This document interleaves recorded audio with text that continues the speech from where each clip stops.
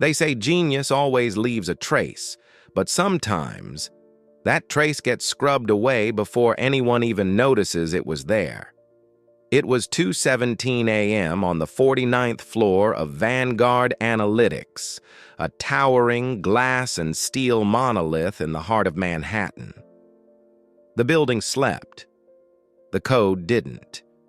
A bug had just triggered a silent failure inside the company's predictive engine, a system tied to 3 federal contracts and nearly $400 million in AI risk algorithms. The engineers were gone. The lights were low. Only one person stood in front of the massive touchscreen board, glowing in the dark like a confession waiting to be heard. She wasn't wearing a badge with engineer on it. She wore latex gloves, carried a mop. Her name tag read, Nia, night staff. She'd just finished cleaning the corner conference room when the screen flickered. At first, she was going to ignore it, but then she saw the loop, a logic recursion that didn't belong. One line, buried beneath a clean interface, was about to send an entire machine learning cascade into failure. She froze. That pattern, she'd seen it before, years ago, back when she was writing code at MIT. Back before everything fell apart. One breath, one step forward. She reached for the stylus and wrote. 3 strokes. One bracket moved. A conditional flag realigned. Then, silence. She backed away, the stylus still in her hand. Just as the door slammed open behind her, a woman's voice sliced through the room like a slap. "What do you think you're doing?" It was Tasha Morgan, lead data architect. Hair pulled tight, heels sharp, eyes sharper. She saw the code. She saw Nia. And she didn't smile. She didn't know it yet. But the janitor had just solved what 10 engineers couldn't, and turned an empire upside down. 3 months earlier, Nia Carter was just another name on the night staff rotation. Vanguard Analytics called her external vendor support. She called it surviving.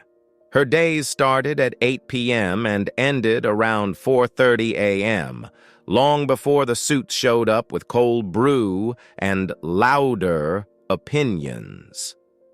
She moved through the building like a shadow, quiet, reliable, invisible.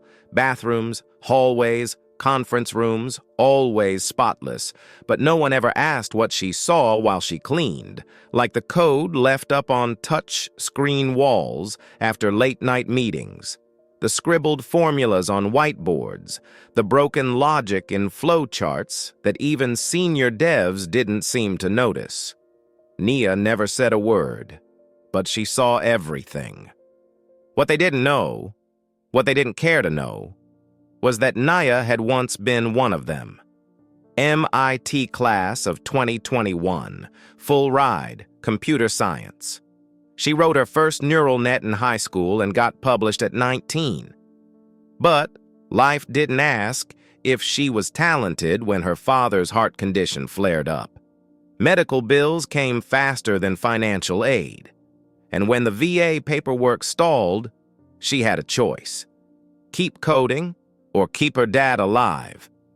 She dropped out before finals, moved back to Newark, worked everything she could. Server at a 24-hour diner, warehouse night loader, and finally, janitor. It paid just enough. Not for dreams, but for prescriptions. And still, even after all that, Nia never stopped learning. At home, she coded between cleaning shifts, old ThinkPad, free online courses. She rebuilt TensorFlow modules on a beat-up couch while her dad slept to the sound of reruns. No fancy setup, no academic lab, just grit and memory. That's why, when she saw the recursion error on Vanguard's whiteboard that night, it hit her like déjà vu. It wasn't just a mistake. It was a mistake she recognized. from a deep learning contest she won 3 years ago, and it was about to cost the company hundreds of millions if it went live. She didn't fix it to be a hero. She didn't even know if it would fix anything. She did it because code still spoke to her, even when the world refused to listen. Nia, 20 years old, standing on a stage at MIT holding a plaque. Her dad in the crowd, clapping, proud. Cut to present day. Nia, 26, in gray coveralls. Badge faded, hair pulled back, pushing a cleaning cart through glass doors no one holds open. Back in the Vanguard office, after the confrontation with Tasha Morgan, Nia was written up by security.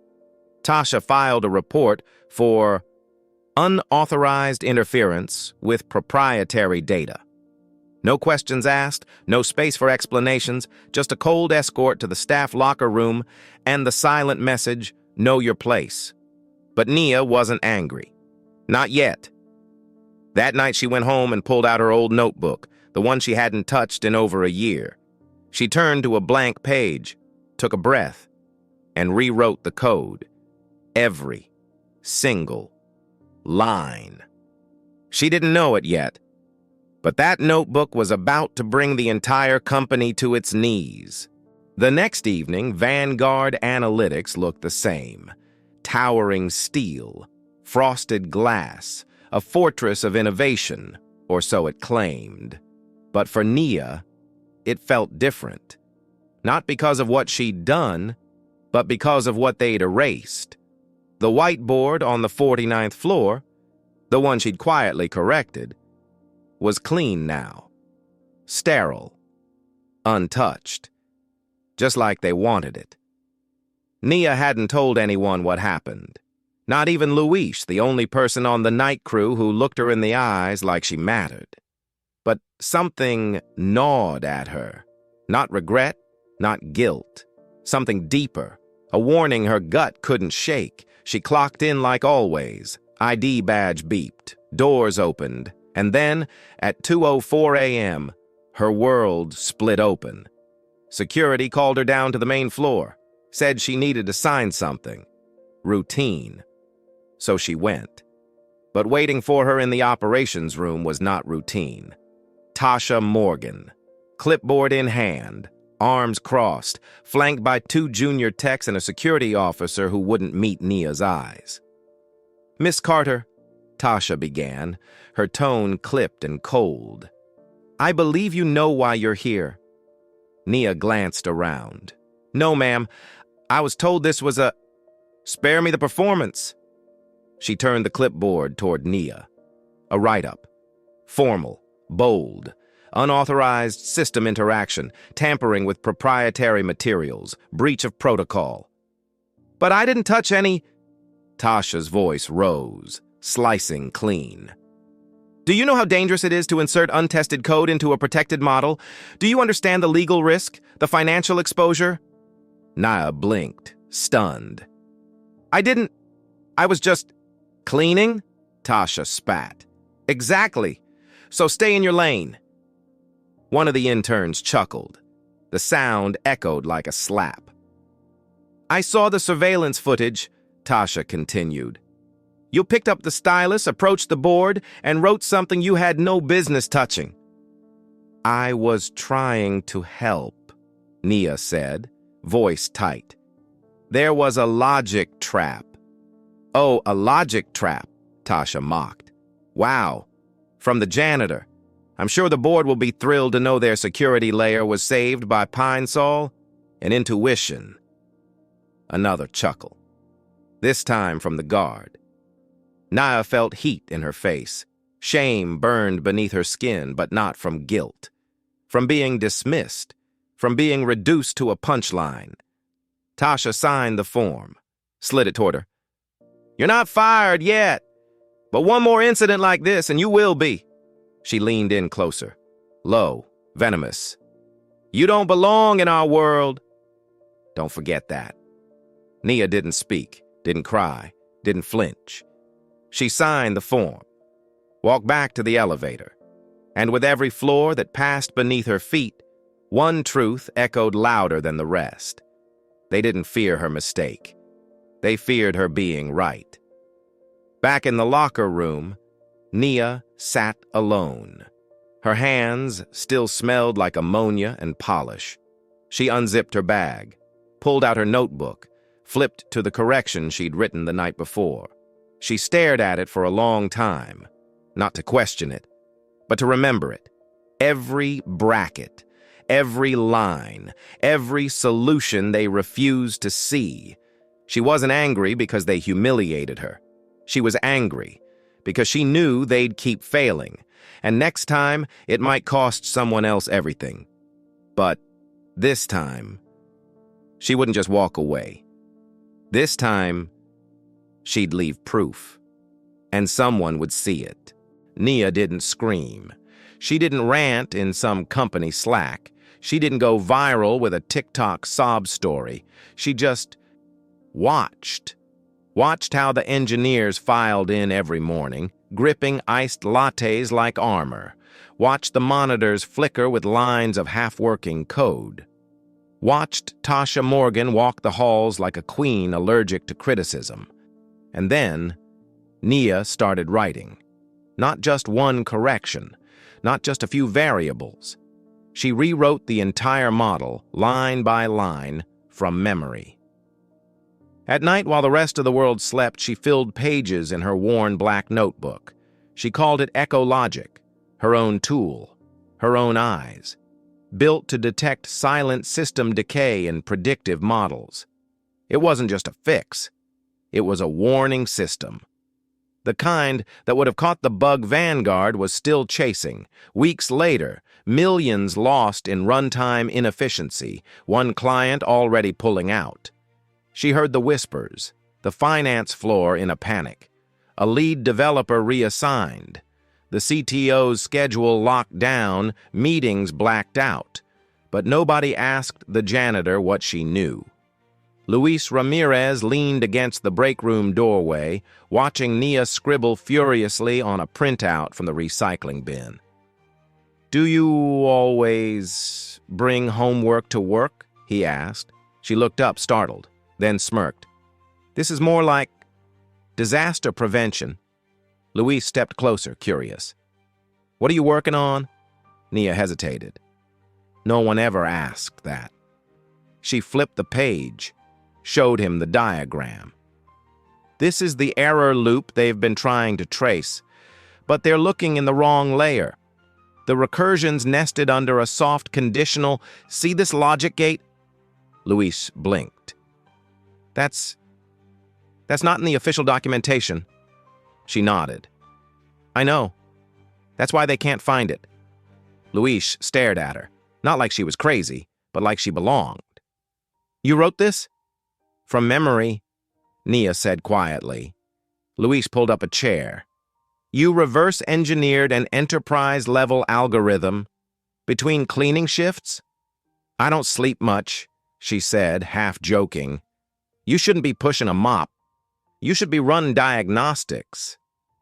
Nia shook her head. "People like me don't get invited to those meetings." Luis leaned in. "Then maybe we make ourselves unignorable." The office was dead quiet. Just the hum of late-night servers, the air conditioning whispering down from vents. Nia walked past the same whiteboard where it all began, the one where her fix was wiped away like dust. But this time, she didn't hesitate. She pulled a marker from her pocket, wrote the corrected logic again. But not just that. She added a comment block underneath, bold, clear. "This condition creates a recursion loop tied to null prediction states. Fix or fail." She capped the marker, stepped back. Let them erase it again if they dared. She didn't write it for applause. She didn't write it to prove them wrong. She wrote it because someone had to. And maybe, just maybe, someone else would see it. As Nia pushed her cart toward the exit, Luis caught up with her. He didn't say much, just handed her a folded sticky note. Inside, it said, You were right. That bug's still bleeding runtime. L. She read it twice, didn't smile, didn't cry, just tucked it inside her notebook and walked out into the cold dawn air. The silence had lasted long enough. Now, it was her turn to speak, and the system was finally starting to listen. Monday morning hit Vanguard Analytics like a slap across the face. Two of their oldest contracts, one with a major health insurer, the other with a federal agency, flagged anomalies in prediction accuracy. The loss projections, north of $90 million if left unchecked. And the model at the center of it all, the one no one could fully trace, it was the same one Nia had quietly corrected, twice. The same one Tasha Morgan had erased, twice. Rebecca Chan, Vanguard's no-nonsense chief technology officer, stared at a printed document on her desk. She hadn't slept. The analytics team had dumped logs, heat maps, runtime visualizations, and still couldn't isolate the flaw. But someone else had. A manila envelope had arrived on her desk that morning. No return address, no signature. Inside, 12 pages of clean, annotated code, with diagrams, explanations, a warning. And at the bottom of page 3, this logic error introduces recursive null states under predictive feedback strain. Patch before launch or risk failure. Rebecca blinked. It wasn't just correct. It was elegant. She buzzed her assistant. "Get Morgan in here now." Tasha Morgan walked into the room, face tight. "Yes, Rebecca?" Rebecca didn't look up. "Is this your work?" Tasha picked up the document. One glance, and the blood drained from her face. "No, I've never seen this before." "Someone's fixed the entire failure we've been chasing for 3 weeks," Rebecca said, "and they saw it from outside the code base." Tasha froze. "Outside?" Rebecca's voice sharpened. "Whoever wrote this doesn't have access credentials. They shouldn't have been able to see this, but they did. And they were right." She closed the folder slowly. "So the question is, who's the smartest person in this building that no one's paying attention to?" Nia was scrubbing the chrome sink in the executive break room when the door opened behind her. She didn't turn around at first, until she heard the voice. "Miss Carter?" She stood, heart pounding. Rebecca Chan stood in the doorway, flanked by Luis, wide-eyed, and a man from security. "Come with me, please," Rebecca said, calm, even, not cold, just serious. Nia sat across a glass table from the woman who ran Vanguard's entire tech arm, her gloves still in her lap, her badge dangling from her belt. Rebecca placed the manila folder between them. "Did you write this?" Silence. Nia looked at Luis. He didn't speak, just gave her a small nod. She inhaled. "Yes, I did." Rebecca didn't smile, but her eyes shifted from scrutiny to respect. "You don't have clearance," she said. "No," Nia replied. "Just eyes and memory." Rebecca tapped the folder. "This document saved us. You understand that, right?" Nia swallowed. "I wasn't trying to interfere.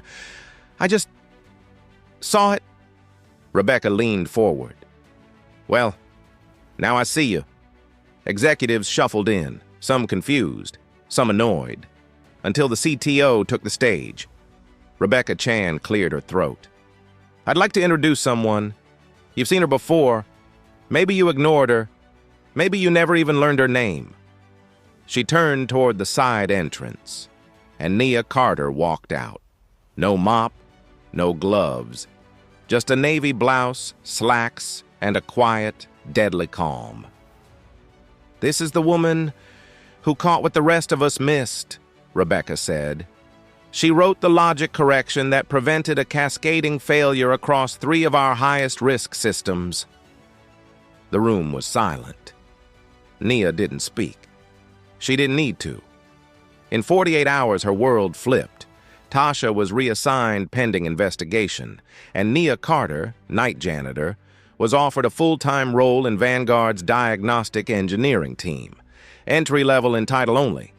But, with one condition, she made very clear. The tool I'm building, Ecologic, remains mine. My name stays on it, and I want access, full access. Rebecca had paused, then nodded. Deal. She hadn't just corrected a system, she'd exposed a culture that refused to listen until it had no other choice. And now, they were listening. The Monday after the town hall, Vanguard Analytics didn't feel the same. Not for the engineers, not for the interns, and definitely not for the executives. Because when a janitor walks on stage and saves a billion-dollar firm from implosion, something in the air shifts. Permanently. Whispers moved like wind. Did you hear? She wrote the whole fix by hand? I thought she was just, no one said janitor out loud anymore. They didn't have the guts. Some were ashamed, some jealous. A few, truly curious. But one thing was clear. Nia Carter was no longer invisible. Tasha Morgan's office sat empty, her nameplate removed. HR had launched an internal audit after discovering she'd overridden multiple bug reports, some filed anonymously, others flagged by junior analysts she'd silenced. She wasn't fired, not yet. But she'd been transitioned. Officially, special project leave. Unofficially, the company didn't want another headline. Luis walked past a group of developers and caught them watching an internal replay of the code walkthrough Nia gave during her onboarding. Her voice was calm, confident, not cocky, just precise. "You can tell she actually understands what the system's doing," one engineer whispered. Luis smiled. Yeah, she understood. Nia's new desk faced the skyline. It wasn't fancy, just a window, 2 monitors, and her old notebook beside a company-issued laptop. But it felt like something new, like belonging, without asking permission. Luis brought her coffee. "I heard they're naming the new tool after you," he said. Nia raised an eyebrow. "Ecologic?" He nodded. "CTO said it's going into core diagnostics by Q3. Your code's already saving them 14% on runtime costs." She shook her head, half amused. "All that from one notebook and a mop." Luis grinned. "And a ridiculous IQ." But not everything was rosy. Some execs still saw her as a fluke, a PR moment, a quota hire. So Nia made a decision. Every Monday, before the office filled, she walked the floors. Not as a janitor, but as a reminder. She greeted the night staff, checked in with security, talked to the cleaning team she'd once been part of, because she hadn't made it out. She'd just found a new way in. Chief Technology Officer Rebecca Chan stood with a group of department heads reviewing next quarter's diagnostics rollout. One of them spoke up. "What's the plan if the system flags an anomaly during active learning mode?" Rebecca gestured to the whiteboard. "You ask the system," she said, "because now it answers." On the board, Ecologic V1.2 Diagnostic Engine. Author, N. Carter Silence. Respectful, real. She didn't have to shout, didn't have to break the system. She rewired it from the inside, line by line, until even the ones who ignored her had to follow her lead. They called me just the janitor. Said it with a shrug, a smirk, or worse, said it with silence. Like the title came with an expiration date on intelligence. But I've learned something. They don't fear what you don't know. They fear what you do, when they never gave you the permission to know it. Nia stares at the Seattle skyline. The orange light paints glass and concrete like a canvas. She's holding her notebook, the original one, the cover worn, pages creased from use. She begins to speak, soft, but certain. If you're watching this, if you've ever felt small in a room full of loud suits and louder egos, if they've ever looked past you, through you, or around you, remember this. You don't need a title to have power, and you don't need their validation to prove your worth. Sometimes the most dangerous mind in the building is the one they didn't bother to invite. A janitor's cart rolling down an empty hallway. A notebook under fluorescent lights, fingers tracing code written in pen. Nia's eyes focused, calm, burning. They gave me gloves.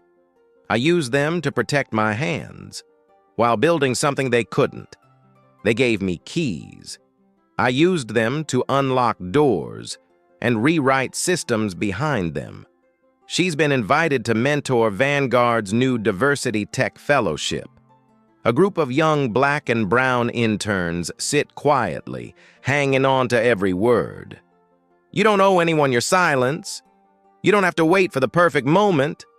If the door doesn't open, build a wall that vibrates so loud they can't ignore it anymore. You want to know the secret? Here it is. Your value isn't determined by the job they gave you. It's revealed by the work you do when no one's watching. That's your legacy, not their approval. Luis high-fives her on the way out of the office. Security nods respectfully as she walks by. Echologic interface, boots up in a dark server room with her name on it. A little girl in a janitor's uniform stares at her own reflection and smiles. You may be underestimated now, but trust me, one day they'll turn around and realize the person they ignored was the one holding the blueprint to their future, dedicated to the ones who were overlooked, but never outmatched. Let your silence be strategy, and your success be the speech. If this story moved you, share it with someone who needs a reminder of their own brilliance. Subscribe to Hidden Black Voices for more powerful narratives like this, because some stories aren't just told, they redefine the room. What would you have done if you were in Nia's shoes, overlooked, underestimated, but holding the key to everything? Have you ever been dismissed because of your title or appearance? Share your story below, tag someone who needs to hear this, and don't forget to follow for more real stories that matter.